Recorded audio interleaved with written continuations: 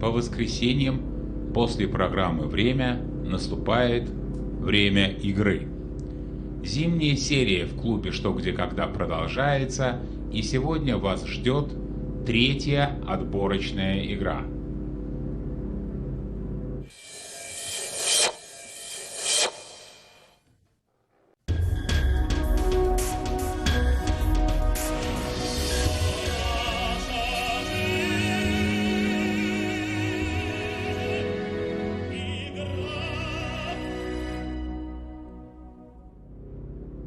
Против телезрителей сегодня играют финансист Ким Галачан, пиар-менеджер Ася Самойлова, маркетолог Никита Старун, аналитик Тимур Кафиатуллин.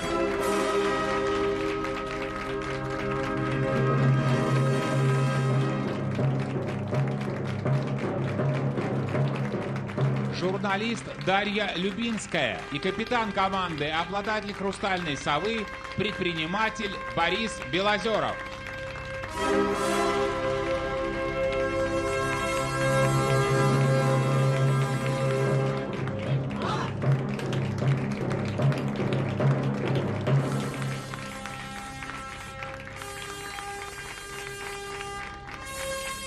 Против команды Бориса Белозерова сегодня играют Елена Лига, Смоленск, Гузель Громова, Санкт-Петербург, Татьяна Гуляева-Култаева, Мария Сухорукова, Белгород, Сектор Блиц, Александр Митрофанов, Иваново, Дмитрий Ананин, Москва, Алексей Гирейко, Минск, Сектор Супер Блиц, Виктория Шкурова, Пенза, Юлия Мелькумян, Таганрог, Инга Макиева, Ольборг.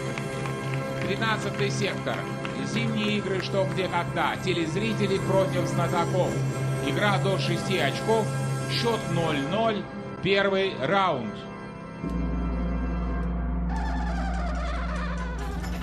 Добрый вечер, уважаемые телезрители. Добрый вечер, уважаемые знатоки.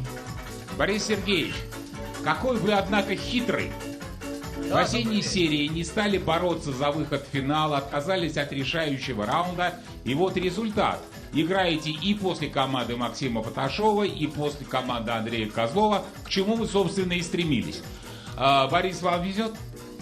Господин ведущий, фортуна дама капризная, так что постараемся ее радовать, чтобы она радовала нас в ответ.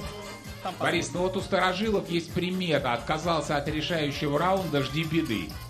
Как вы относитесь к их приметам? Посмотрим, господин ведущий. Суперблиц. Может быть, вот вы про это говорили? 3 вопроса, по 20 секунд размышлений на каждый, играет один знаток. Кто останется за столом? Господин ведущий, ну давайте господин Кафиатуллин попробует этот раз. Тимур Кафиатуллин, чтобы одержать победу в этом раунде, вам нужно ответить на 3 вопроса подряд. Напоминаю, уважаемые телезрители, в этом сезоне компания Винлайн учредила приз для знатока, который сумеет выиграть Суперблиц. Пока этого никому не удалось. Внимание, вопрос первый. Тимур, Да, господин вы проголодались? Нет. Или еще не успели? Я подготовился, господин ведущий. Подготовились. Александр Лазаревич из Борисова попросил угостить вас традиционными французскими бутербродами «Крок-мадам» и «Крок-месье». Александр интересуется, что символизирует яйцо.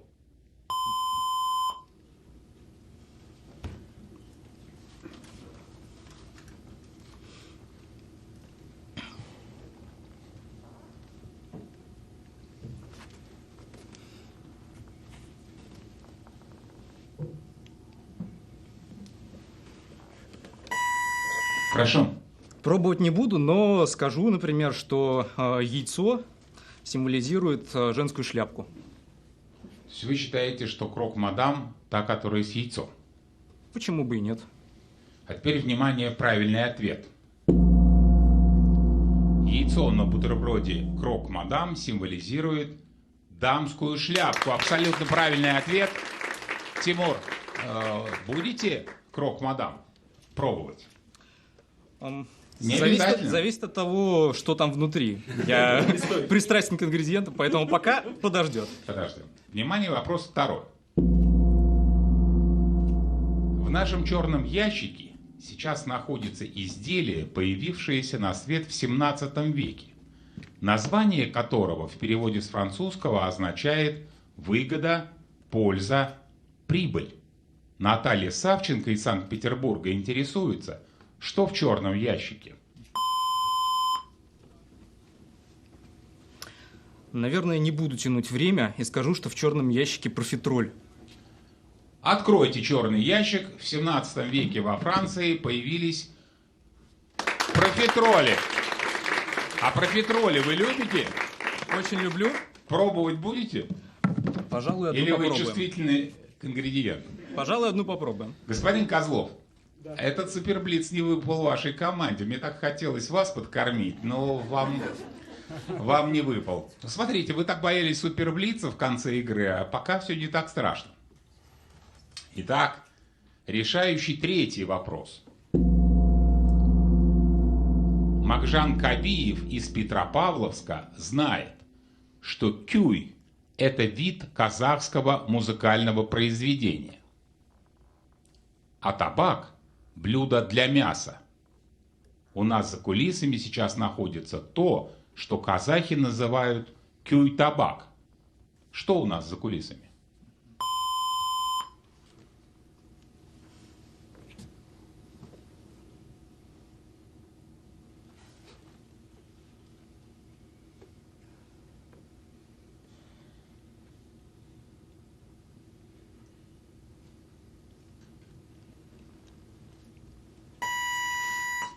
Прошу, Тимур. Мне кажется, что у нас за кулисами находится что-то, что сочетает в себе, во-первых, блюдо, во-вторых, то, с помощью чего создается мелодия, то есть какой-то музыкальный инструмент, например, бубен.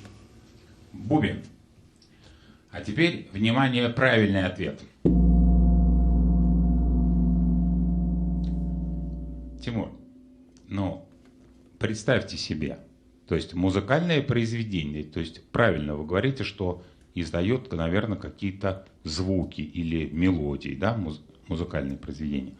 А теперь, что похожее на блюдо, большое блюдо для мяса, что же получается, не бубен, а что? У нас за кулисами кюй, музыкальное произведение, табак блюдо, а кюй табак – это грамм-пластинка. Чуть-чуть вам не хватило, Тимур, вы были очень близки, но счет становится 1-0 в пользу телезрителей. 100 тысяч рублей от Альфа-банка получит Макжан Кабиев из Петропавловска. Интересы знатоков защищает директор департамента коммуникаций госкорпорации «Росатом» Андрей Черемисинов. Добрый вечер, Андрей. Добрый вечер, господин ведущий. С одной стороны, в зимней серии у знатоков все хорошо. Одержаны 2 победы над телезрителями.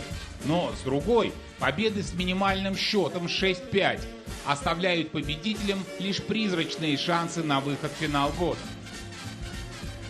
Господин ведущий, знаете, с точки зрения отношения к командам знатоков, я многолюб. И в этом смысле для меня не очень важно, какая из команд будет играть в финале. Главное, чтобы она выиграла. Пока команда выигрывает, это не может не радовать. Благодарю вас. А интересы телезрителей защищает вице-президент Альфа-банка Алексей Гиязов. Добрый вечер, Алексей. Добрый вечер. Но несмотря на то, что телезрители в зимней серии еще не побеждали, я не могу сказать, что вы сильно переживаете по этому поводу. Во всяком случае, по выражению вашего лица. Спасибо большое, что отмечаете. Но, во-первых, счет достаточно оптимистичный. И если в предыдущих играх знатокам везло, то сейчас, мне кажется, фортуна развернулась. Ну и в конце концов, и в предыдущей игре, в первой было по 5 победителей телезрителей. И это уже неплохо. Да? А если телезрителям хорошо, то и мне хорошо. А если вам хорошо с телезрителями, то и мне неплохо. Спасибо. Второй раунд. Господин Старун, Никита, перед прошлой игрой вы всей командой ходили в Пушкинский музей. Где были на этот раз? Снова в Пушкинском музее. А вы с первого раза не все усвоили или примет хороший? Невозможно усвоить все с первого раза, причем гид Светлана проводит настолько для нас прекрасные экскурсии, что мы хотим возвращаться все снова и снова. Никита, вы знаете, я всегда с интересом читаю ваши интервью перед игрой. Правда, читать мне их приходится со словарем. Вот пример. Вашей команде, оказывается, присуща ламповость. Я сразу к Далю, Кожигову. Ничего не нашел. Ну, это такая уютность, знаете, как ламповый звук, такой техника старая, да, такая какая-то, вот, приятно слушать мелодии, например, на грамм-пластинках, вот. Что-то похожее, в принципе, и на нашу команду. Понятно. Давайте посмотрим. По-моему, там был 13-й сектор, да? Сверху можно посмотреть? Нет. Мне тоже кажется, Смоленск, господин ведущий. Смоленск. Согласен, Смоленск. Так, давайте слушаем внимательно. Против вас играет менеджер Елена Лега из Смоленска. Лега, извините. Елена Лега из Смоленска. Вот мы стоим перед тем, что давно обсуждают в Москве. Стоять и смотреть. Когда же чья-то рука крепко берет мою, мужество покидает меня. И я уже готовлюсь к своему. И Муся тоже боится, но она немножечко улыбается и шагает вперед. Ноги ступают, как в лодку, и, объятые блеском, мы медленно скользим. Внимание, вопрос. Что произошло с Анастасией Цветаевой и ее сестрой Мариной в 1908 году? Это не похоже на коньки? И это какая-то техника должна быть. Ребят, для метро рано? Эскалатор? Нет, конечно. Не рано, нормально. Эскалатор не может быть? Москве рано. в Москве говорят, в Москве, значит, в другом месте происходит. Грин был вполне популярен. Она, например, за границей. Еще. Может быть Вот, нет, метро. смотрите, они стоят вместе. Звук. Это сигнал какой-то до начала Какой сигнал? чего-то. Для начала чего? Светофор просто какой-то. Не рано или Вдвоем еще как-то за руку. Какой-то фуникулер, ребята. Смотрите, как влог. Колесо обозрения. Это неплохо. Давай, свет. Может, колесо обозрения, нет? А почему колесо обозрения? А где? Звук, и она начинает... Колесо обозрения неплохо. Колесо обозрения. Смотрите, они Не в Москве. Пол металлический в Они кабинке. садятся сначала, да, смотришь, не страшно, садишься как в лодку, и страшно, звук начинает Стоять и смотреть. Колесо обозрения. Метро. А мне метро нравится больше. Мне кажется, А я колесо и не знаю, обозрения. а что и... Звука и нету. Метро не в Москве. Звука и нету, А в возможно. колесе обозрения есть? Ну, когда тебе нужно... Когда тебе нужно закрыть Итак, тишина. Тишина. Кто будет отвечать? Я отвечу, господин ведущий. Прошу вас. А можете, пожалуйста, формулировку вопроса напомнить? Что произошло с Анастасией Цветаевой и ее сестрой Мариной в 1908 году? Ну, давайте мы предположим, что они прокатились на колесе обозрения, господин ведущий. То есть ноги ступают, как в лодку, и объятые блеском мы медленно скользим. А почему объятые блеском? Ну, колесо обозрения — это часть ярмарок обычно каких-то, да, там могут быть различные световые инсталляции.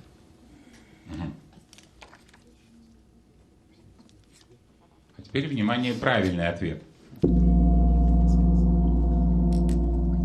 Я, конечно, не знаю, старшие товарищи нас подправят с вами, но мне кажется, что для колеса обозрения как-то 1908 год рановато. Равно как и у вас была еще и версия «Эскалатор». Так, на всякий случай, это только 30-е годы в Москве появились. Ну, в Москве-то да, но они же говорят, может, не в Москве. В Москве. Что? Перед тем, что давно обсуждают в Москве. Так вопрос начинался, Борис. Какая-то диковинка в Москве. Туда можно шагнуть как в лодку и потом скользить. Можно вверх, можно вниз. Лифт? Анастасия Цветаева так описала свои впечатления от первой поездки на лифте. Интересно. 2-0 в пользу телезрителей. 100 тысяч рублей от Альфа-банка получит Елена Лега из Смоленска. Господин Савченков, мы уже привыкли, что вы помогаете, Михаил, другим командам. Сейчас не было этой версии у вас, да? К сожалению, не было. Нет, а вы как отвечали?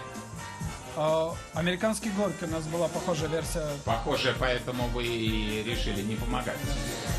Третий раунд.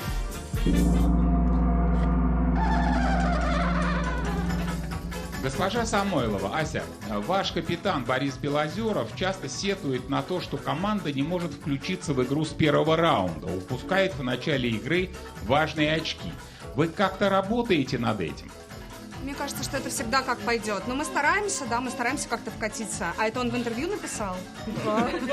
Но он вообще это причитает все время. Вы не обращали внимания? Ася, скажите, пожалуйста, ну вот как-то вы вкатились опять тяжело в эту игру. Скажите, ну, Суперблиц, я понимаю, вы помочь не могли. А вот лифт, почему, на ваш взгляд, вам не пришел в Мне голову? очень нравилось колесо обозрения. Мне Колесо нравился обозрения, да? Ну, тоже хорошо.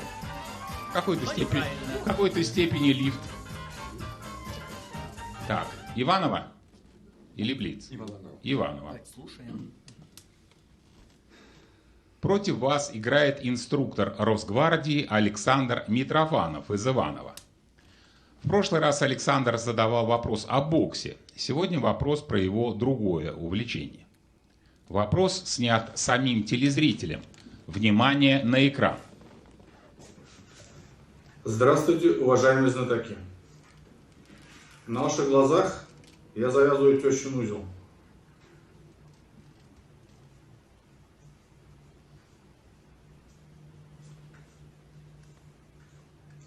Его я нашел в книге «Морские узлы». Но моряки этим узлом практически не пользуются, потому что он имеет один существенный недостаток. Представители другой же профессии как раз за этот недостаток этот узел и ценят. Уважаемые знатоки, ответьте, представители какой редкой профессии часто пользуются таким узлом? Господин Белозеров, ну, теща ни при чем, а узел перед вами. Фокусники, Наверное, фокусники, ребят. легко разбивают. Понимаешь, да? Вот, Очень легко разбивают. Почему они конькобежцы? Почему? Типа, если он развязывается, то коньки не падают на ногу, а падают там в сторону. Окей, понял. Редкая должна быть профессия. Я понял, дальше. А передавайте дальше. Я не знаю, вот ты его развязал уже. Ты мне две- Я развязала очень легко. Просто моряки за это его Кому не любят. нужно Это первое. легко развязывать, да? Что, вот очень Ну, быстро. наоборот, наверное, да? Наоборот, да. Какое-то шоу, еще какое-то, да? Вот. Если ради Кулисы безопасности какие-то, все-таки, ну. пожар. А ведь все-таки достаточно, ребят, они достаточно толстые. То есть это не шнурки, это должно быть Смотрите, видно хорошо. если вам просто нужно освободить, то это как ремень безопасности. То есть это должно быть визуально, казалось, что это сложно, а на самом деле легко. Ребят, актеры, каскадеры. Что-то каскадеры. Парашютисты. Это на шнурках. Сложно. Не, я согласен, это интересная редкая профессия. Тем более в «Ну, погоди», по-моему, такое было. Что? Что было? Ну, такая похожая веревка. Хорошо. Примерно похожей длины. Ну хорошо. Господин ведущий ответит Ким Галачан. Прошу вас, Ким. Возникла такая идея, господин ведущий, что поскольку эти узлы, как вы видите, очень легко развязываются, завязать я его заново уже не могу, такими узлами любят пользоваться фокусники, условно, эскаписты, которые эффектно вырываются из пут или что-нибудь в этом духе делают. Что? Фокусники, господин ведущий. Хотите что-то добавить? Ну, эскаписты. Вот они... Это сложное слово, господин ведущий, но... Так, и что дальше? Рассказывайте про них. А мысль была в том, что, то есть фокусники бывают разные, есть те, которые картами, в карточные фокусники, им такие веревки ни к чему, я поэтому и уточнил. А есть те, которые, как условно Гарри Гудини, они эффектно, сбрасывают с себя там путы, оковы и показывают, что будучи связанными по рукам и ногам, вот они хоп и уже на свободе. Это любимый узел фокусников. 2-1. Ким Галачан сокращает разрыв в счете. Да, господин Старун, конечно, все-таки какая-то ламповость вашей команде присуща. Тут безусловно. Просто с другим значением. А, уважаемые телезрители, напоминаю вам, что вы можете присылать свои вопросы в 13-й сектор по адресу 13.alfabank.ru. А сейчас пока реклама на Первом канале. Уважаемые телезрители, букмекерскую компанию «Бинлайн» «Куда, что, где, когда» представляет спортивный комментатор Денис Казанский. Добрый вечер, Денис. Вы знаете, вот ничего с собой поделать не могу, я люблю счет 6-5. И в этом смысле зимняя серия меня на этот раз радует. Скажите, а сегодня вы ждете этого счета 6-5? Вы знаете, игра попадает в фольклор, когда есть драма. Это прямое следствие интриги. И все может быть, как на чемпионате мира по футболу. Там вот игры все похожи на то, что происходит в охотничьем домике. Вот на прошлой игре команда Андрея Анатольевича ведет, блестяще играет, как сборная Аргентины против Нидерландов. Потом хлоп, все меняется, результат подвисает. Вот и интрига, и что-то непонятное. Но тоже выкручивается. Ну да, и Андрей Анатольевич, и Лео Месси, они все в игре. Это замечательно. Да. Все это, конечно, к радости тех пользователей Винлайн, которые Аргентину объявили своей любимой командой. Также объявили и Марокко, и Францию, и Хорватию. И для них игра с улучшенными бонусами на чемпионате мира продолжается. Самое время и вам присоединиться, потому что полуфинал на носу. Благодарю вас, Денис. Продолжаем игру. Счет пока 2-1 в пользу телезрителей. 4-й раунд.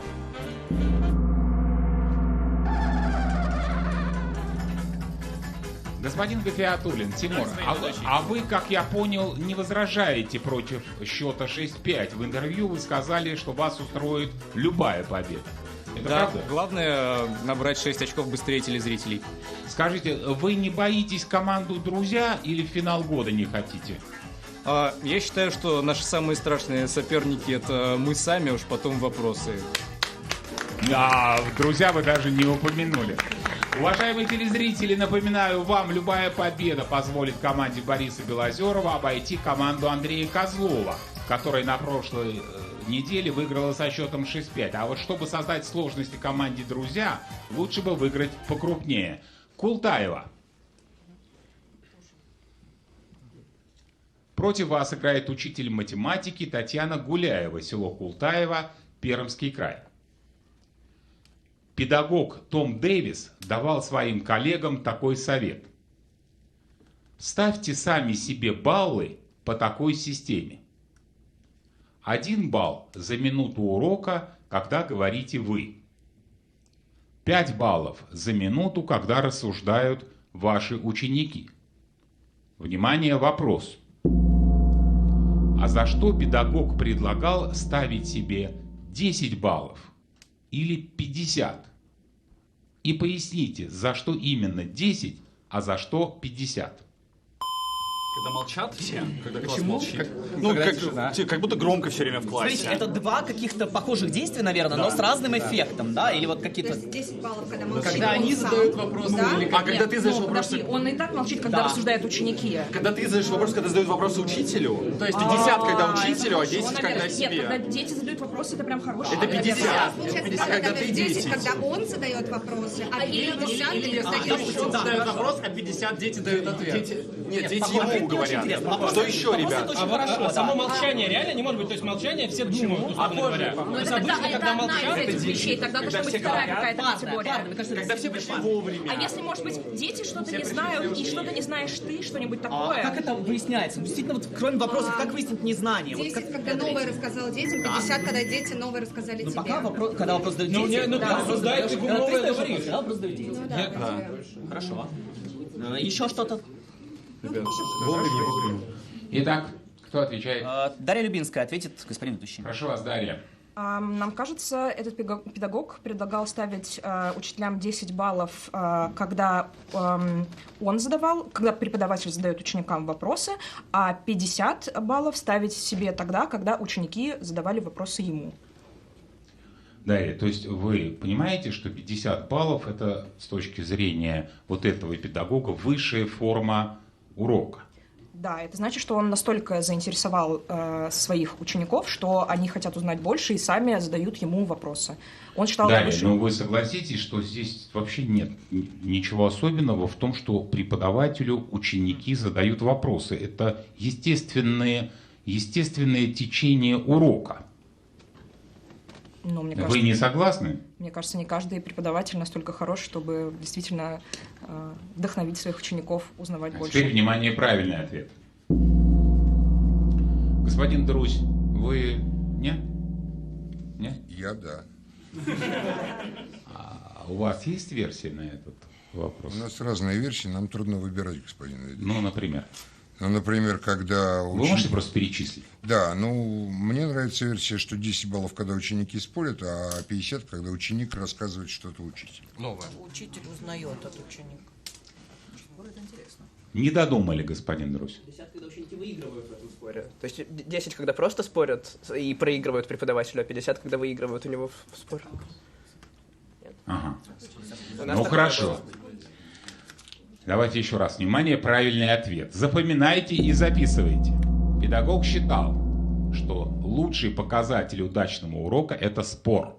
В этом господин Друзь прав. Но должен быть спор и то, и 10, и 50. Да, господин Друзь? 10 баллов за спор у ученика с преподавателем, а 50, когда ученики уже спорят, господин Друзь, между собой. Вот это и есть высшее проявление педагогики с точки зрения этого педагога. 3-1 в пользу телезрителей. И 100 тысяч рублей от Альфа-банка получит Татьяна Гуляева, село Култаево. 5-й раунд.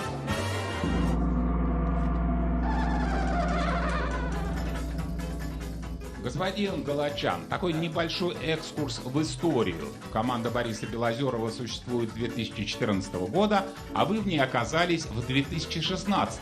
И сразу с вашим появлением 3 года подряд команда выходила в зимнюю серию, в которой никогда не выигрывала. Нечто подобное происходит и сейчас. Ким, с чем связано? Вот что у вас в зимней серии происходит? Господин ведущий, я все-таки не склонен обобщать. Я напомню, один наш проигрыш случился после победы команды старейшин в решающем раунде. Я посмотрел, по-моему, такое случилось раза 3 за последние лет 20. Поэтому я бы не сказал, что это общее место. То есть мы тогда играли очень хорошо, я прям помню. Мы, кажется, 5-3 выигрывали, но нам пришлось брать решающий раунд. В этом году, по крайней мере, этого не предвидится. В принципе, я вообще вам, Ким, Пенза, я сказал, выбрали вопрос. Ким, я вам больше того скажу. В принципе, если вам и ставил кто-то в палки, в колеса из других команд, это всегда была команда как раз Виктора Сиднева. Ну так сейчас они впереди. 15 марта 1848 года в одной из газет была опубликована заметка, ставшая весьма популярной. Вскоре газета потеряла большую часть своих читателей и была вынуждена объявить о своем закрытии. Внимание, вопрос. О чем сообщила в этой заметке газета «Калифорниец»? Потому что золото закончилось, например. А не рано ли, чтобы оно закончилось? Ну, хорошо, прошла золотая... 49-й это начало? Подождите, может быть, что они что не будут больше публиковать? Ребят, что они не будут что-то больше публиковать? Не знаю. Кроссворды? Так, подожди еще раз, ты про золотую лихорадку скажи. Это за 49-м, по-моему, все. За год до начала. Началась или закончилась? Началась. Нам еще дали дату, 15 марта. Это весна. Хорошо. И что? Весна? Она потеряла, не знаю, прогноз погоды, что-то вот такое. Может быть, реально нашли золото? Она сообщила о том, что нашли золото, и все уехали искать, и никто не покупает, понимаешь? Вот. Они все уже уехали в тайгу, в Тун, куда-то там. На приз. Да, конечно. Их же всех называют 49-чики. Пропала необходимость покупать газету. Очень популярно, понимаешь? Что все ушли? Ну, эту версию я понимаю. А еще что-то. Если ее никто не покупает... Ну вот как будто что-то перестали публиковать. Перестали публиковать что? Спор, какие-то рассказы, кроссворды. Итак, кто будет отвечать? Господин Галачан ответит на этот вопрос. Ким Галачан. Газета «Калифорниец» сообщала о найденном в Калифорнии золоте. Нужно еще что-то говорить, господин? Да, конечно, я с удовольствием. Нет, говорите, Ким.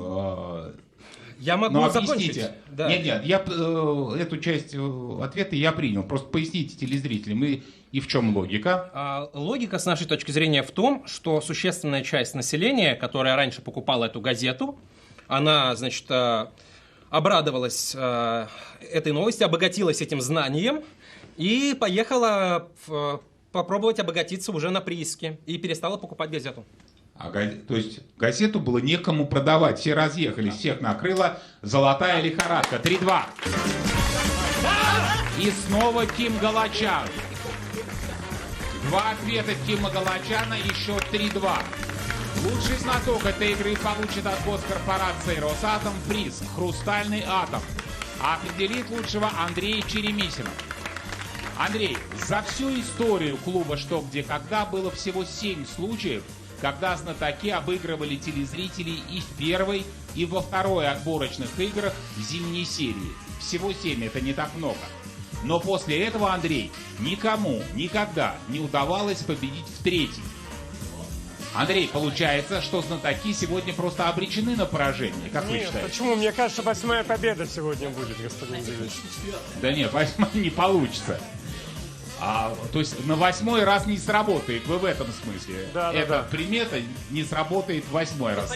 Господин ведущий, вообще технически, ребят говорят, это 4-я игра зимней серии в этом году, так что... Нет, это 3-я отборочная игра зимней серии. Слушайте внимательно. 6-й раунд.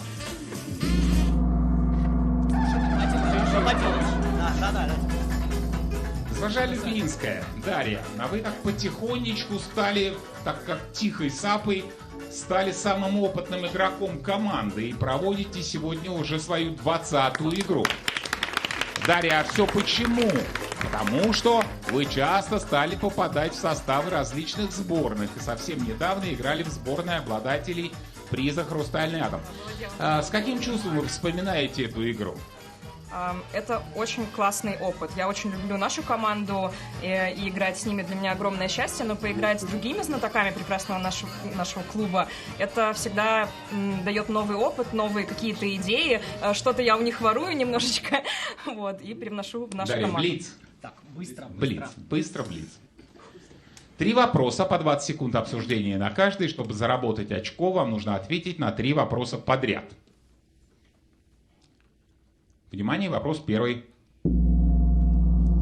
Ирина Грек из Пущино спрашивает, кого 100 лет назад в Поволжье называли капитанами поперечного плавания? Паромщиков. Паромщики, хорошо, дальше. Туда-сюда. Рыбаки какие-то. Они плывут, все плывут. Бурлаки уже поздно, да? Бурлаки вдоль, да. Бурлаки вдоль, согласен. Мосты, Кроме парей, Мосты, если с мостами, что перевозчики через Перевозчики, кто-то заплыв какой-то лодочники делает. просто тупо. Ну, лодочники, это же самое, переправа. Итак, надо отвечать. Господин Кофеатуллин. Мы считаем, что 100 лет назад в Поволжье капитанами поперечного плавания называли паромщиков. Спасибо вам за такой подробный ответ. Не то, как господин Гелачан отвечает. Золото. Точка. Внимание, вопрос второй. Марина Лукуть из Гродно увидела в одном из каирских музеев табличку, на которой изображен бегущий фараон. Вам его не покажут. Марина интересуется, что означает эта табличка. Эвакуационный выход. Хорошо. Это хорошо. Он вот так бежит. Помыть пол не может быть, что такое? Опасно. Тогда там бы скорее ногами падает, нарисовали. Да, аварийный выход. Аварийный выход. Еще. Уборная, может быть, каким-то образом. Он еще вот так развернут. Это музей. Он вот так. А если это табличка из пирамиды, условно говоря? И что? То есть там что, как иероглиф, что означает? Итак, пора отвечать. Отвечает Никита Сторон. Прошу вас, Никита. Мы полагаем, что это была табличка «Аварийный выход». Теперь, внимание, правильный ответ.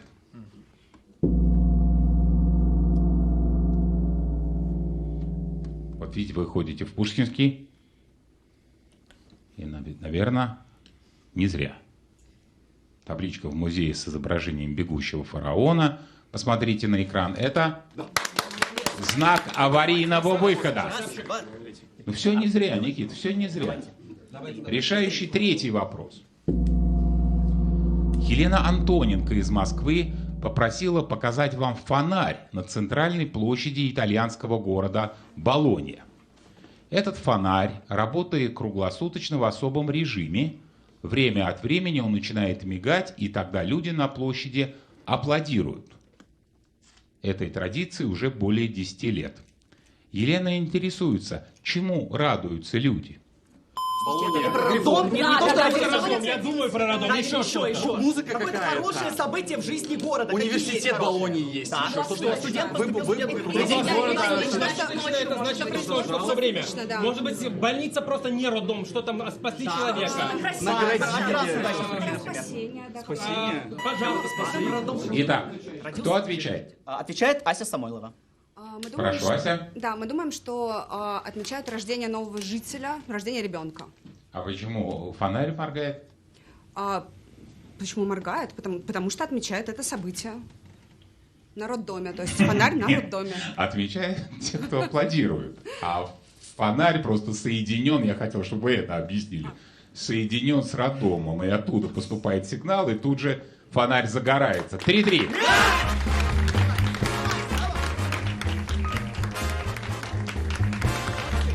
Седьмой раунд. Господин Белозеров, уже позади половины игры. Как вы ее оцениваете?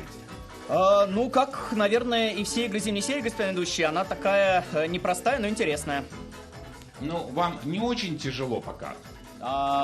Ну, господин ведущий, мы настраиваемся, что придется сыграть максимум, да, поэтому сколько им потребуется, все сыграем. Борис, вы знаете, честно говоря, я испытываю легкое чувство неловкости перед вами.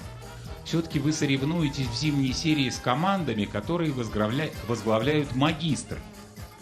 Я размышляю, Борис, может быть, я могу что-то сделать для вас? Покажите мне Белозерова. Сделайте счет 6-3, и будет хорошо. Вот это как раз от меня не зависит. Покажите волчок, пожалуйста. Минск.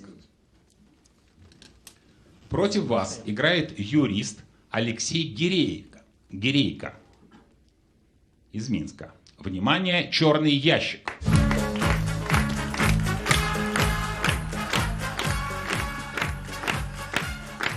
В черном ящике находится то, что вам нужно сделать, чтобы выполнить команду тренера по одному виду спорта, которая звучит так. Делай пионера. Внимание, вопрос. Что это за вид спорта и что в черном ящике? Вот так, Может, да? какой-то теннис вдруг. Теннис там, я не знаю. Ну, то есть, Это не может какой-то бросок. Вот так, это что? Это не ракета для настольного тенниса. Накат слева. удар какой-то, понимаешь? Я говорю теннис. Хорошо. Там лежит то, что вам нужно сделать. То есть, может быть, это называется так же, ребят? Как нам это нужно сделать? То есть, Формулировка странная. Ребят, формулировка свеча, странная. может быть, нам нужно сделать свечу в теннисе. Да. А сделай пионер. Нет, ну в смысле. А как может в черном ящике лежать то, что нам нужно Вот сделать? это, потому что это называется Сделайте, смотрите, если мы должны собрать это, если это городки, например, или что-то такое, собрать Еще раз, оригами. смотри, Пионер это как сделай фигура свечу в городка. теннисе, там, например, не может знаю. быть такое, смотри, сделай свечу в теннисе, в ящике свеча, а нам сделать свечу, чтобы сделать пионера. Вот каким-то образом. Сложно как-то. Может, галстук еще пионерский. Галстук. Вот завязать. Пилотка, что У нас пилотка. есть галстук, Тренер в пилотке еще есть. Что за вид спорта? Нужно сделать. А если вот Есть Горн еще есть, горн, это, может быть, попить водичку попить, велосипед, там бутылка воды. Итак, Помощь нужно сделать. Нет у нас помощи. тишина. В черном ящике находится то, что вам нужно, чтобы выполнить команду тренера по одному виду спорта, который звучит «Делай пионера». Что за вид спорта и что в черном ящике? Господин Кафеатуллин попробует ответить, господин Вещин. Прошу вас, Тимур. Мы считаем, что в черном ящике все-таки лежит ракетка для настольного тенниса. По крайней мере, я занимался настольным теннисом и знаю, что в нем есть вот такое движение. Это, по-моему, называется... не скажу, но это, по-моему, накат называется. Вот такое движение, похоже на... Ну, встаньте, так пионерский салют. непонятно. Вот встаньте. Какое движение? Делай пионера. И там? Понятно. А теперь, внимание, правильный ответ. Тимур, я просто понял, что вы левша. Да? Да. Это движение помогает запомнить правильную траекторию, правой или левой руки, я просто правша, у меня про правую, для выполнения. Давайте откроем черный ящик. Топ-спина справа для меня, а для вас слева. Топ-спин называется это по-научному, господин Кафеатуллин. У меня в школе это называлось накат. А у меня в школе накатом называлось другое. 4-3. Господин Капиатуллин, а если вы хотите узнать, что у меня в школе, открывайте Даля и Ожегова. Господин Казанский, ну что, как-то повеселее стало, да? Так и было не скучно. На выход в финал претендуют 3 команды знатоков. Но если команды Козловы и друзья неоднократно играли в финалах года, то вот команда Бориса Белозерова может это сделать впервые. Как вы считаете, смогут они воспользоваться своим шансом? Как вы полагаете? Знаете, я уже так проводил футбольные аналогии, проведу и сейчас. Мне кажется, что вот эти перечисленные команды, конечно, гранды, а команда Бори, она как сборная Марокко. Знаете, уже высоко, уже в финале, но талант всегда перед собой ставит амбициозные задачи и решает их. Поэтому я думаю, что вполне это может решить. Я хотел пожелать фарта прежде всего, потому что еще 13-й сектор на столе и успехов, и действительно той удачи, которая есть у пользователей компании Winline, которые немедленно получают фрибетом или свободной ставкой до 10 тысяч рублей. И, в общем-то, наслаждаются этим, тем более, что сейчас пора решающих матчей чемпионата мира. А с такой ситуацией, лучше как-то искриться эмоциями. Winline в этом помогает. Благодарю вас, Денис. Давайте передохнем. Реклама на Первом канале. Итак, счет уже 4-3 в пользу знатоков. И мы начинаем 8-й раунд. Уважаемые телезрители, если вы хотите сыграть за команду телезрителей, присылайте ваши вопросы на игру либо по электронной почте, адрес вопрос@tvoigра.ru, либо по почте на Королева 12, либо заполнив специальную форму на нашем сайте tvoigra.ru. Господин ведущий, я бы хотел напомнить телезрителям пословицу «Готовьте сани летом, а вопрос на что, где, когда зимой». Мне кажется, уже пора готовиться. Да, пора готовиться к новому сезону. Ну и.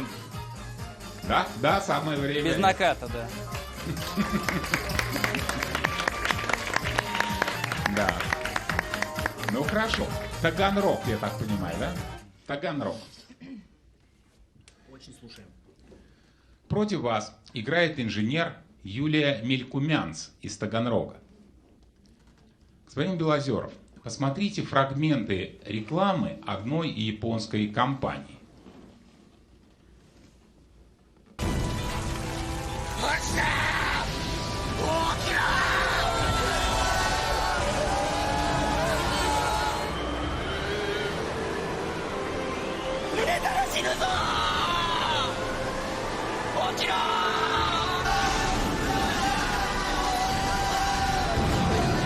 Держимся вместе, несмотря ни на что. Господин Белозеров, что рекламируют таким оригинальным образом? Может быть, шины? Ребят, а может быть лак для волос? Как три погоды? Лак для волос. Неплохо. Или пуговицы, да. Ребят, то есть люди, они там сначала землей забрасывают, потом клей, ураган. детали, да, какие-то скрепляют. Они как маленькие штучки чего-то целого, как темные, они все как футболочка. Типа шины, в любых условиях. Вот что-то такое. Кирпичи, черепица. Вязаное, как одежда какая-то, которая не рвется. Кирпичи, черепица. Смотри на что вместе. Вот что это такое? Упаковка какая-то. А что вначале было? Грязь? Вначале была грязь и жара. Жаркая грязь. Ветер, холод, а потом ураган и дождь. Тебе нужно, чтобы что-то было... С машинами, может быть, единица. что-то Мне кажется, связанное. шины неплохо. Почему? Не понимаю. Какая Лак для волос мне нравится. Другое. подошва Если обуви кирпичи, если какая-то. черепица, вот что-то еще так, единицы маленькие в чего-то, как кольчуга, вот что такое. Нет, они на что-то Итак, пора отвечать. Попробуй Ася Самойлова, господин ведущий. Прошу вас, Ася. Я уже, честно говоря, после прошлой игры побаиваюсь отвечать, потому что так ни разу мне не удалось. Но мы думаем, что это лак для волос. Так рекламируется лак для волос. Лак для волос. Да. А теперь, внимание, правильный ответ.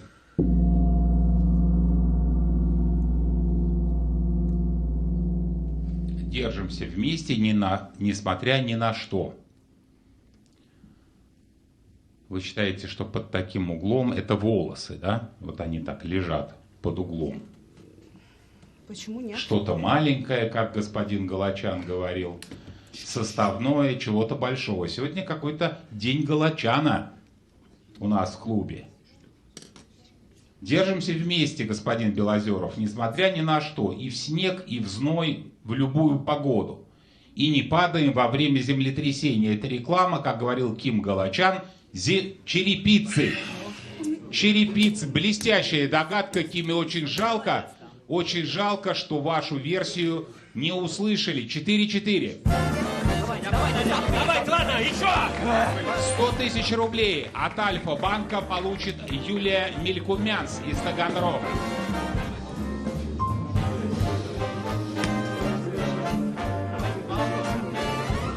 Господин Грусь, Александр. Да. Я собирался с вами побеседовать еще на прошлой игре. Ну, повернитесь ко мне как-то полубоком, так, кстати, ровненько, вот как пионер, да. Спасибо вот большое. я с вами, да, на прошлой игре хотел побеседовать, но, знаете, при счете 5-2 в пользу команды Козлова я не решился, на вас было больно смотреть. А при счете 5-3 не лучше. Александр, неужели для вас настолько принципиально, как сыграют предыдущие команды? Господин ведущий, для меня принципиально, как сыграет моя команда. Ну, а на вас же оказывает влияние, перед вами сыграли там 6-2 или 6-5? Ну вот вы ответили на свой вопрос. Господин ведущий, я напомню, что это юбилейный сезон для Александра Друзя. И что это значит? А это значит, что, конечно, он хочет выиграть в своем юбилейном сезоне. Ну, посмотрим. Ваша игра через неделю. 9-й раунд.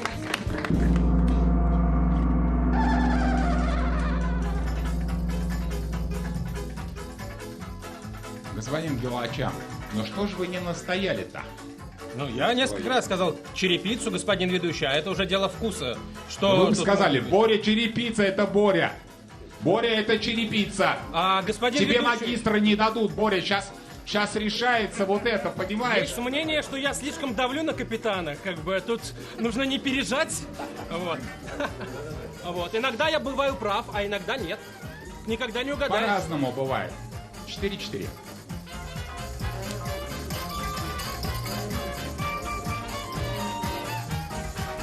Москва. Против вас играет Дмитрий Ананьин из Москвы. В 20-х годах 20 века Монпарнас испытал на себе великое нашествие художников. Этому во многом способствовали технический прогресс и особенности архитектурных сооружений парижской окраины того времени. Записали? Внимание, вопрос. Что и чем стало тогда? И при чем здесь технический прогресс? Так, ну это все левый берег, то есть это, да? Это художники, это которые, это Пикассо там был, нет? Или кто там был, нет? Монпарнас стал пригородом, стал частью Парижа, а не пригородом. И метро, например, Да, метро связало, понимаешь? Например, 20-й год Париж метро, это хорошо. Да, Монпарнас стал частью Парижа. Не отдельным населенным пунктом. А если сняли какой-то фильм, или Архитектурные сфотографировали? особенности, ребят, Музей сказали. Д'Орсе не может быть, стал Вокзал? музеем. Вокзал стал музеем, не может быть. Светлее, ну, больше света, например. Вот я тоже думаю, что больше света, ребят. Мостом соединились, по левой Кино еще было. Маленькие комнатки проще топить, они все бедные были. Может, Да, они были бедные. Технический прогресс, электрификация, кино. Эйфелева башня стала осветительницей, что-то типа Чем, а не светом? каким? Чем? Чем стало тогда? Лампой? Ну что, типа Отопление нет? каким-то? Нет? Что и чем, а не каким. А вот Кино про вокзал и Д'Орсе и музей не очень, ну непонятно. Я не понимаю. Я тоже не понимаю. Кино было. Свет от башни не мог освещать им ночью. Итак, Нет, плохо, тяжело. итак, во-первых, кто будет отвечать? Ну, господин ведущий, вы хотели поговорить с Кимом Галачаном? Разговаривайте. Господин Галачан, в 20-х годах 20 века Монпарнас испытал на себе великое нашествие художников. Этому во многом способствовали технический прогресс и особенности архитектурных сооружений парижской окраины того времени. Что и чем стало тогда? И при чем здесь технический прогресс?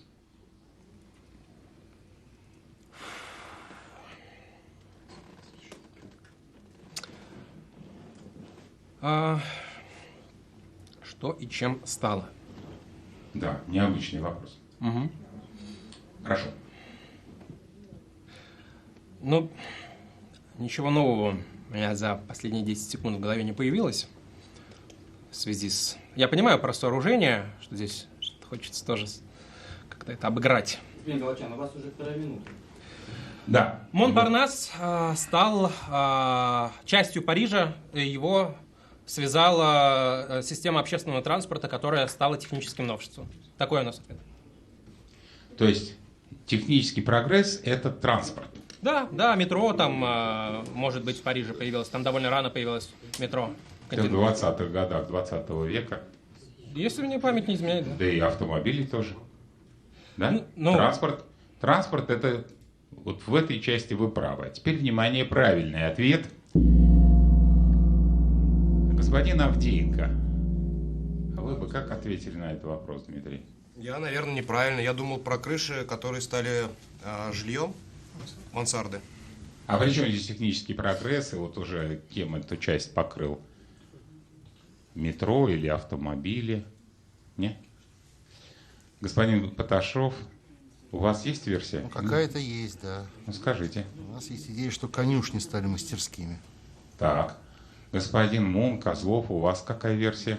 Ну вот у Макса красивая. И технический прогресс, понятно, здесь причем, собственно, лошадей столько уже не нужно. Присоединились. В 20-х годах 20 века на улицах становилось больше автомобилей, а лошадей все меньше. На Монпарнасе стали освобождаться конюшни, а их там было много. А для вечно бедных художников это была возможность сэкономить. Так, благодаря вытеснению автомобилями лошадей, конюшни стали мастерскими художников. Господин Поташов, поздравляю вас с этой версией. А счет становится 5-4 в пользу телезрителей уже. Просто у нас сегодня качели какие-то. 100 тысяч рублей от Альфа-банка получит Дмитрий Ананин из Москвы.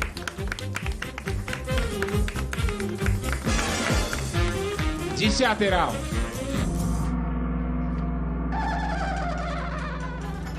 О, господин Белозеров, конечно, боком вам выйдет черепица. Ну, господин ведущий, всяко бывает. Посмотрим. Это да, да. Да. Жалко. Бывает. Скажите, ну вот на этом вопросе, господин Галачан, вот на последнем вопросе, мне показалось, команду вообще куда-то не туда повело. Ну, что-то где-то Пикассо там был вообще. Есть разные. Как вы архитектурные сооружения вообще не обсуждали? Обсуждали немножечко, господин ведущий. Но то, что... там же, смотрите, про архитектурные сооружения и что стало чем. То есть, скорее всего, в смысле архитектурных сооружений. Вот. Санкт-Петербург. Это вам сейчас с ответом известно, что, скорее всего, архитектурные сооружения. А так, как бы, есть разные. Нет, ну, да, не доработали. Против вас играет менеджер Гузель Громова из Санкт-Петербурга. Господин Галачан. Да.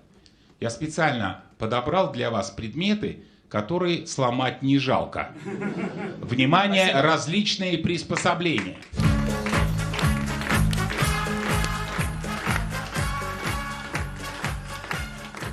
Уважаемые знатоки, во время экскурсии в Санкт-Петербурге телезрительница увидела один плакат.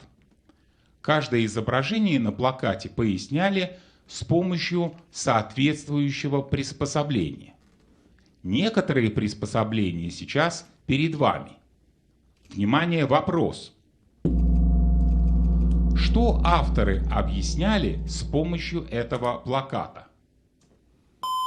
Экскурсия в Санкт-Петербурге? Может, последовательность нужна, нет? Дергать. Крутить, дергать, хватать. Это для чая штука, дергать. Различие слов на московском и в питерском каком-нибудь. Ребят, это ты сосешь. Да. С трубочкой, да? Дуешь. Нет, нажми. Различные типы разводных мостов, нет? Непонятно. Может быть. Нет. Механизмы, как это работает. Вот это вот так раздвинется, а вот это нет. Принцип один, наверное. Ну она поворотный. Смотри, это на литейный мост похож. Да, смотри, действительно, это кусочек маленький. А это, в смысле, смысле, а он как-то еще, понимаешь, здесь. Это все это дальше. А это цельный мост получается. Типа моста. Это ванты на мосту вот эти вот, которые я забыл. Нет, просто конструкции разные мостов. Конструкции какие-то, конструкции. Кроме этого, еще что-то, ребята. Колонны метро. Это стамеска, да? Она цельная не гнется. Это гнется. Это гнется. Что еще гнется? Кроме мостов. Итак, тишина.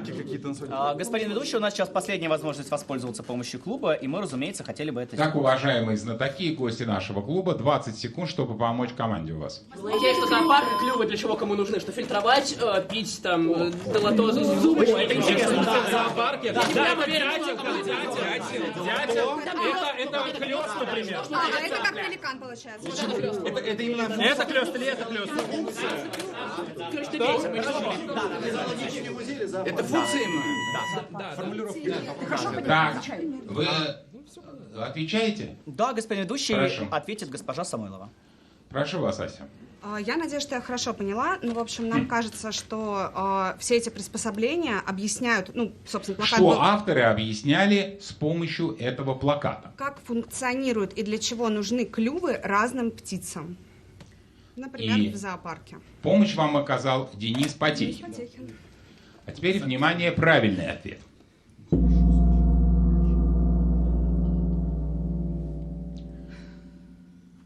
Ну, послушайте, долото у вас на столе. Им можно долбить. Кусачками откусывать, пинцетом захватывать, ситечком процеживать. А через соломинку можно высасывать нектар. Функции этих предметов на плакате сравнивались, посмотрите на экран, с клювами птиц. Господин Потехин. Хорошо, что приехал. 5-5.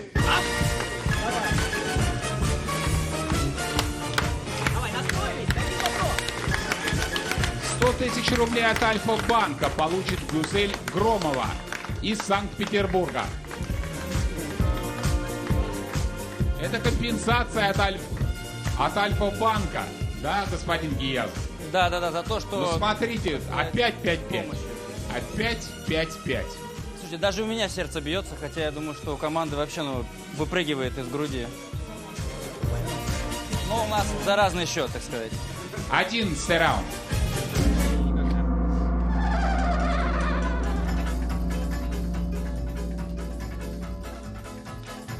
Итак, господин Белозеров, все-таки довели до счета 5-5. Спасибо вам. Пожалуйста, Низкий господин поклон, ведущий. господин Козлов. Всё для вас, да. Как и вы довели до счета 5-5, как господин Поташов довел до счета 5-5. Все играют 5-5. И пока все время выигрывали в 11 раунде знатоки. Напоминаю, что если вы сейчас ответите на этот вопрос, то вы станете главным претендентом на выход в финал гонки. По стрелке Ольберг. А чему вы так обрадовались? Мы не радуемся. Против вас играет врач Инга Макиева из Ольберга. Внимание, карикатуры 19 века.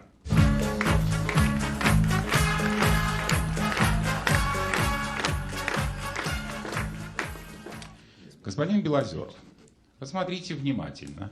Перед вами серия из 4 рисунков французского карикатуриста Шама. Как называется каждый из рисунков, вам отвечать не обязательно. Внимание, вопрос. Чему посвящена вся серия? Вот тут разрубают Есть наверху. кого-то. Разрубают. Рассматривают. Смотри, Нет, он разрубает, а не тащит. Он нагружает, разрубает, вытягивает. Накладывает. Если это какие-то взаимодействия физики, не А вот с детьми что происходит? Ругает? Смотрите, это странные два разных немножко. класса, понимаете? То есть вот рабочие чего и 4? нерабочие, да? Благородные и неблагородные. Чего 4, да. Два года. Времена года, да. Вот. Не может быть каким-то образом это посвящено... Классы какие-то. Типа марксизму там каким-то образом. Это сложение, вычитание, деление. А последнее что? Плюс, минус, плюс, умножение. Деление может быть, сложение может быть. Умножение детей. Дети. Ну дети, это же умножение. Да. Еще что-то. Деление внизу слева, еще что-то, кроме этого. Нагружать, разматывать. Но нам не нужно назвать каждый. Почему нам не нужно знать каждое? Как назвать все? Знаки. Справа вверху что происходит? Итак, все, тишина.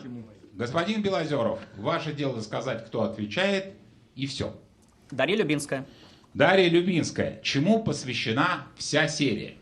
Арифметическим действиям.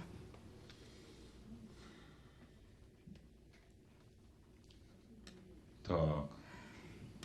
Внимание, правильный ответ.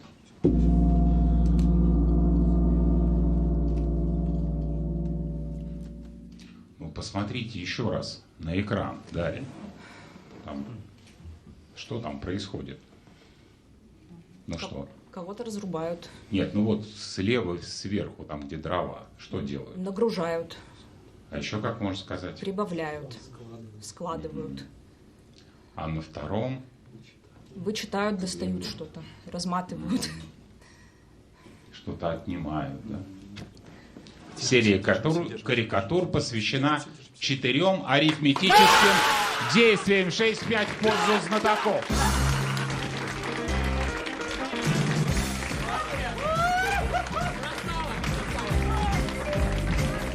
Дарья Любинская спасает команду в решающий момент. Команда Бориса Белозерова одерживает победу над телезрителями и становится главным претендентом на выход в финал года. Вот имена победителей. Тимур Кофеатуллин, Никита Старун, Ася Самойлова, Ким Галачан, Дарья Любинская и Борис Белозеров. Да, господин Черемисинов, ну игры у нас идут. Кто из знатоков был сегодня лучшим? Вы знаете, господин ведущий, сегодня молодец Дарья Любинская, но сегодня день Кима Галачана. Ким Галачан, поздравляю, хрустальный атом ваш. Господин Гиязов, ну что, опять проиграли? Но 5 радостных телезрителей есть, и кто получит приз за лучший вопрос? Уже 15, не 5, за 3 игры. Сейчас я чуть отойду от шока, но в целом лучшим вопросом и дополнительные 200 тысяч рублей получит вопрос о Монпарнасе. Дмитрий Ананин из Москвы. 100 тысяч рублей призового фонда этой игры остались неразыгранными. И вся эта сумма поступает в призовой фонд финала года на специальный вклад Альфа-банка. Теперь в призовом фонде 3 миллиона 142 тысячи рублей. Дарья, я вас поздравляю, вы просто спасли команду. Уважаемые телезрители, четвертую